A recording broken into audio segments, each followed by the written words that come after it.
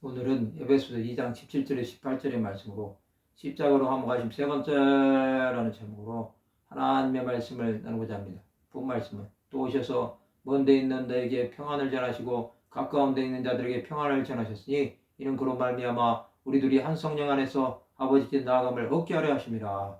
십자가로 화목하신 예수는 이방인에게 평안을 전하셨습니다. 또 유대인들에게도 평안을 전하셨습니다. 이것은 둘이 하나가 되게 하신 것입니다. 이것으로 아버지께 나아감을 얻게 하신 것입니다. 이제 유대인과 이방인은 둘이 아니라 하나가 된 것입니다. 유대인은 이방인을 죄인 취급했습니다. 그러나 이제는 주 예수를 믿음으로 그런 장벽이 무너진 것입니다. 하나님 앞에 나오는 자는 그가 계신 것을 알아야 합니다. 유대인들은 자신들만 선택받은 백성인 줄 알았습니다. 그러나 예수를 믿는 자들은 누구든지 하나님의 자녀가 되는 것입니다. 성령께서는 말할 수 없는 탄식으로 우리를 위해 간구해 주십니다. 그 평안은 주 예수께서 주시는 것입니다. 그것은 세상이 주는 평안과 다릅니다.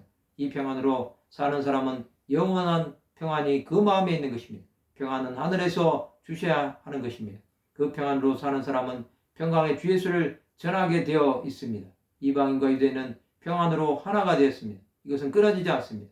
사도 바울은 거기에는 헬라인이나 유대인이나 할레파나 무할레파나 야만인이나 수구대야인이나 종이나 자유인이 차별이 있을 수 없다고 말씀하셨습니다. 이 평안으로 우리는 살아가야 합니다.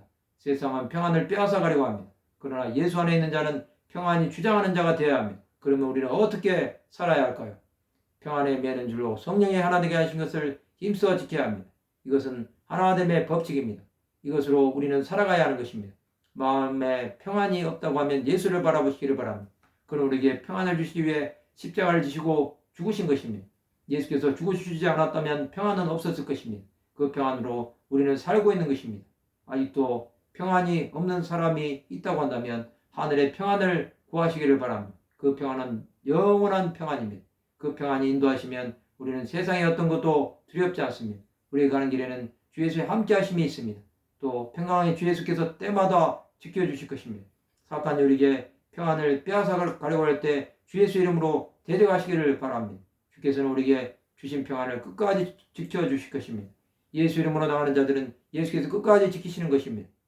우리는 그런 자가 되어 하나님의 뜻을 온전히 행하여야 합니다. 우리에게 주어진 모든 것이 평안을 위한 것이 되어야 합니다. 하나님은 그런 자에게 평강의 주 예수로 인한 은혜가 계속 있게 하실 것입니다. 말씀을 마치고자 합니다. 그리스도께서 주시는 평안을 지켜나가는 하나님의 백성들이 되시기를 주님의 이름으로 축원합니다.